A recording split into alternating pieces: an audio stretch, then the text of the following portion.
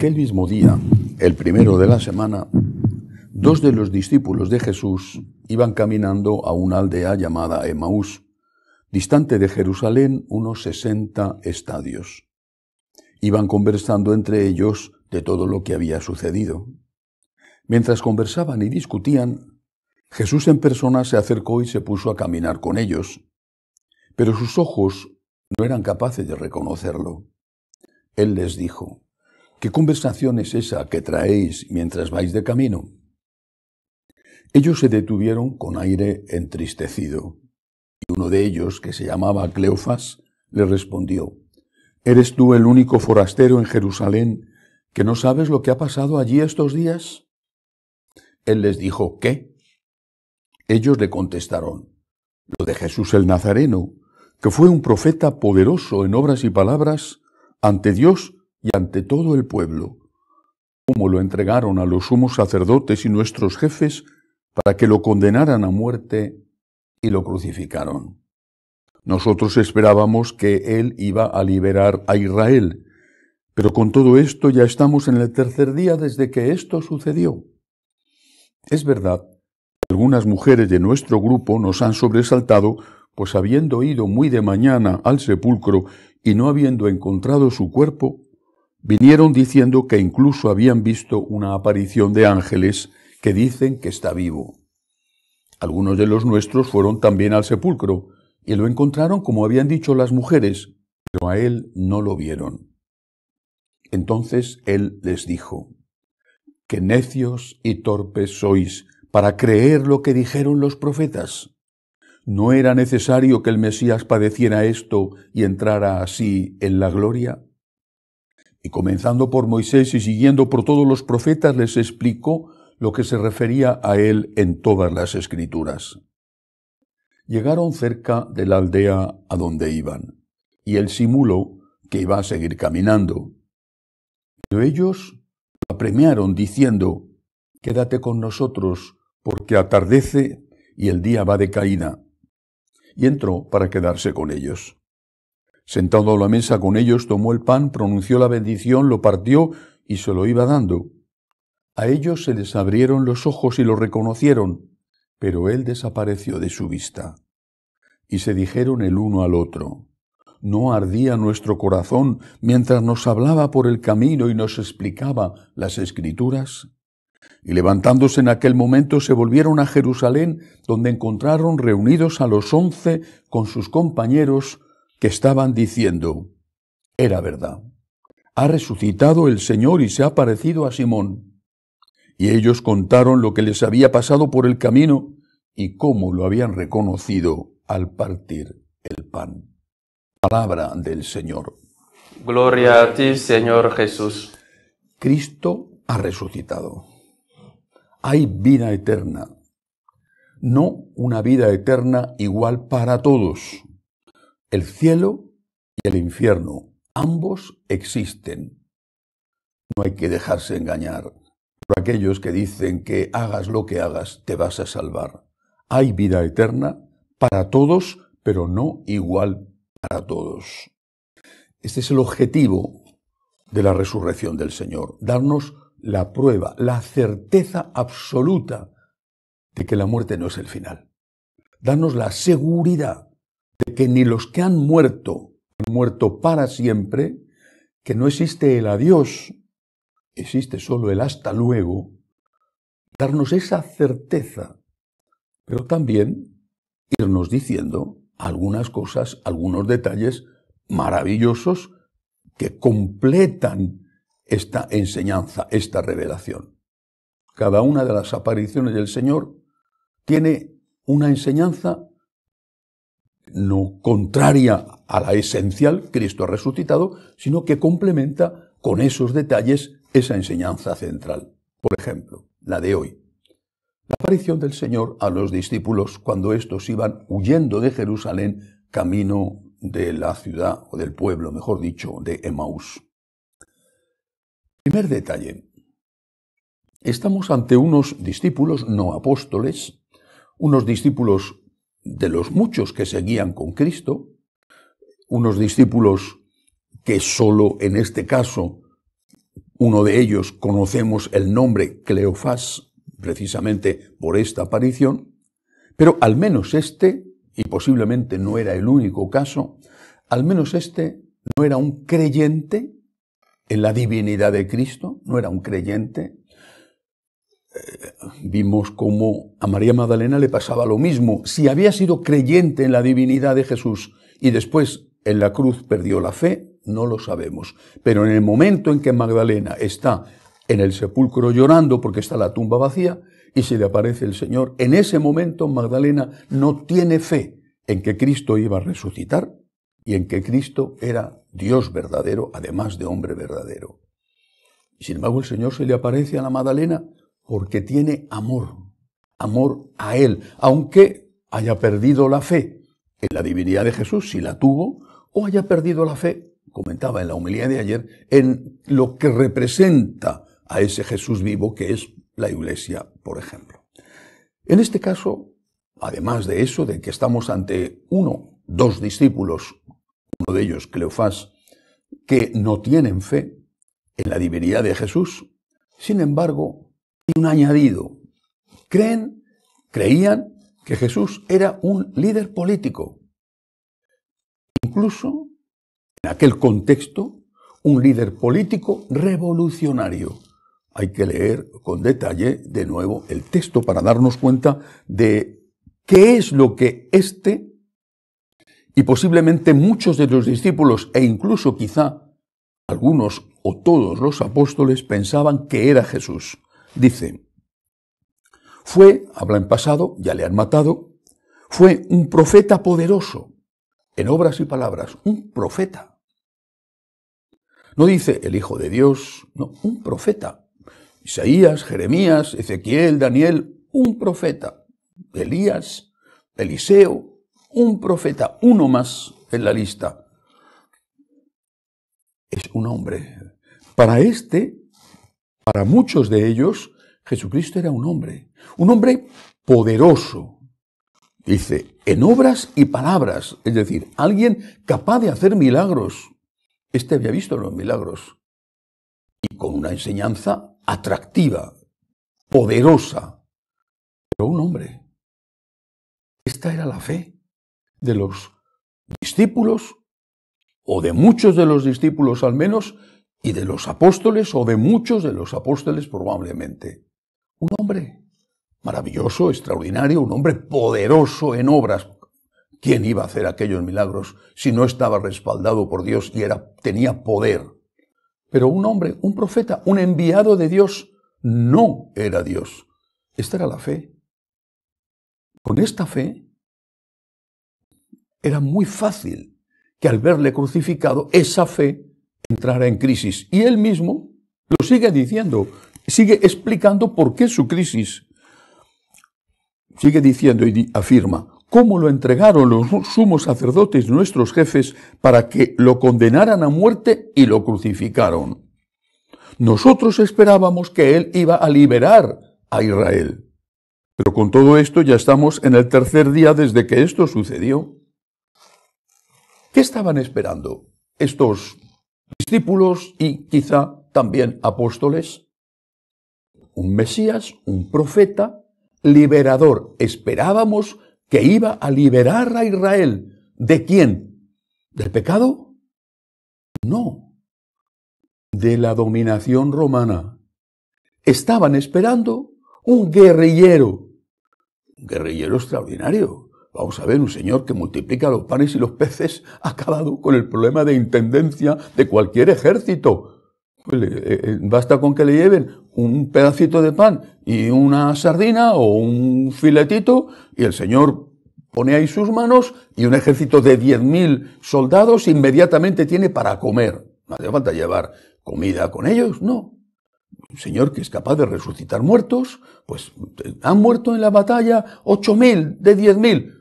El Señor pone sus manos y los 8.000 muertos, como si fueran zombies, se levantan frescos como una rosa para seguir luchando. Así las victorias que están aseguradas. El Señor pone las manos y de repente el ejército contrario, que tiene lanzas y espadas, las lanzas se convierten en cañas y las espadas en ramos de lirio. así cualquiera, un profeta poderoso que iba a liberar a Israel. Perdieron la fe, pero ¿qué fe tenían? Esta es la pregunta. Y esa pregunta vale también para nosotros. ¿Cuántas crisis de fe no son verdaderas crisis de fe? ¿Y por qué no lo son? Porque nunca han tenido fe. Porque para tener una crisis de fe, primero tienes que tener fe.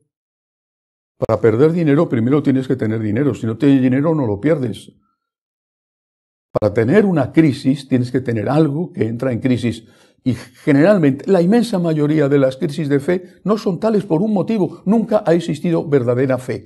Te has hecho un Dios a tu imagen, a tu conveniencia, a tu necesidad. Te has hecho un Dios, te has hecho un ídolo de fundición. Lo mismo que los israelitas, cuando estaban por el desierto, se hicieron el becerro de oro. Te has hecho un Dios a tu imagen. El Dios tapa agujeros, el Dios genio de la lámpara de Aladino, el Dios que en el fondo es tu esclavo, ni siquiera tu empleado, porque al empleado hay que pagarle. Es tu esclavo, que ni le da siquiera de comer, que está ahí. Insisto, el genio de la lámpara de Aladino, frota la lámpara, sale el genio. Genio, concédeme un deseo. Que no me lo concedes, te meto de nuevo en la lámpara, pongo el tapón y te quedas ahí otro tiempo hasta que yo decida que soy tu amo y señor, hasta que yo decida quitar el tapón de nuevo para que satisfagas mis deseos. Esta es la fe de muchísimos, muchísimos. Y hablo siempre de los católicos practicantes. Los paganos bautizados considero que son nominalmente católicos, pero son paganos. Los católicos practicantes, pero ¿qué fe tienen o tenemos? Hemos hecho un Dios que es el que nos interesa. Nuestra fe está puesta en el Dios que nosotros hemos fabricado, como el becerro de oro, o como los ídolos de los romanos, de los griegos o de las otras religiones. Y cuando ese Dios que hemos hecho no satisface lo que nosotros reclamamos, cogemos la estatua del Dios y la arrojamos al suelo y la rompemos. He perdido la fe. Pero no has perdido la fe. Y no la has perdido porque nunca la has tenido. Si no has tenido fe en la vida, si había apariencia de fe o fe en un Dios falso, no en el Dios verdadero. Estos no tuvieron jamás fe. Pobre Jesús, mira que hizo cosas y enseñó y habló y predicó y se lo explicó. No había manera. Ellos tenían un esquema, el esquema de que tenía que venir un Mesías guerrero, sangriento, caudillo de un ejército capaz de machacar, maltratar, matar y quién sabe si también violar y robar, etc. Este líder sangriento, este líder era el Mesías que ellos querían y esperaban.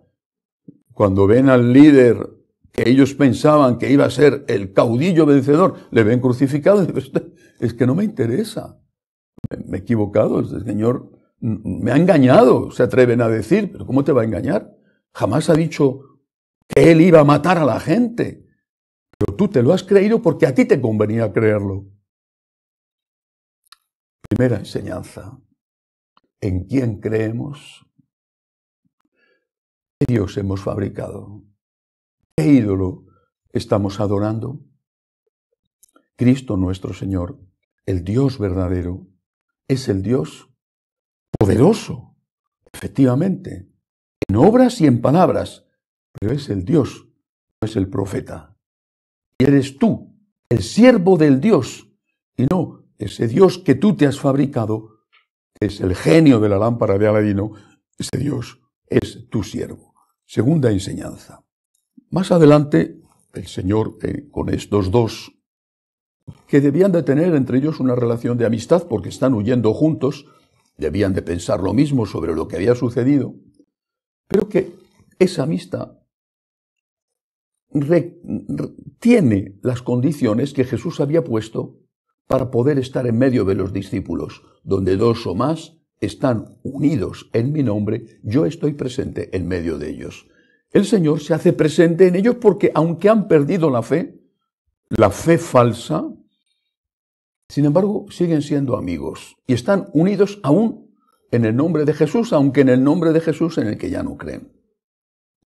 Y el Señor se acerca, les acompaña, y hay un detalle muy importante. Les va explicando todo lo que se refiere a Él en las Escrituras. Después ellos reconocen que esas explicaciones les hacían arder el corazón. Pero hay un momento en el cual, ya cayendo la noche, se quedan en la aldea de Emaús. Hay un momento en el cual le van a reconocer. Es al partir el pan, en la acción de gracias, en la Eucaristía. Le reconocen al partir el pan. Entonces se dan cuenta de que ese extraño, del cual se habían reído, es que eres el único forastero en Jerusalén que no sabes lo que ha ocurrido, etcétera, etcétera, ese extraño es Cristo. Por lo tanto, si es Cristo el extraño, es que de verdad ha resucitado. Y si de verdad ha resucitado, tienen que replantearse su fe. Tienen que volver a pensar en que ese Cristo no es el profeta poderoso, sino que ese Cristo es, como él había dicho, el Dios todopoderoso hecho hombre. Este es el texto. Entró para quedarse con ellos. Sentado a la mesa con ellos, tomó el pan. Pronunció la bendición. Lo partió y se lo iba dando. Es el primer relato de la Eucaristía. Pronunció la bendición. Pronunció la acción de gracias. Pronunció la consagración sobre el pan. Lo partió y se lo iba dando. A ellos se les abrieron los ojos y lo reconocieron, pero él desapareció de su vista. En la Eucaristía reconocemos a Cristo resucitado. ¿Cómo sucede eso? ¿Cómo puede sucedernos eso? ¿Cómo podemos reconocer en la Eucaristía a Cristo resucitado? Cuando primero nos acercamos con fe, pero luego cuando nosotros experimentamos lo que significa la Eucaristía.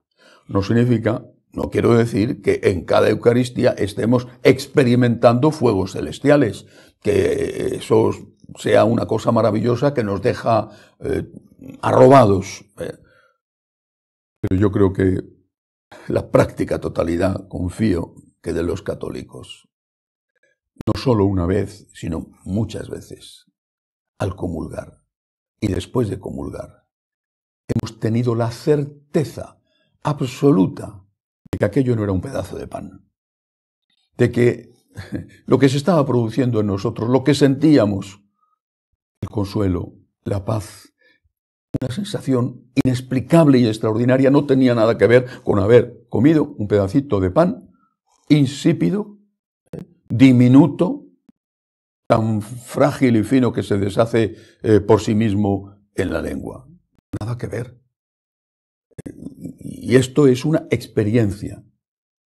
No es una experiencia mía, que lo es, una experiencia mía maravillosa, que todos los días hago un regalo de Dios inexplicable, sino que es una experiencia que hemos hecho, estoy seguro, no sé si todos los días, pero la práctica totalidad de los católicos a lo largo de nuestra vida como católicos, muchas veces cuando comulgamos.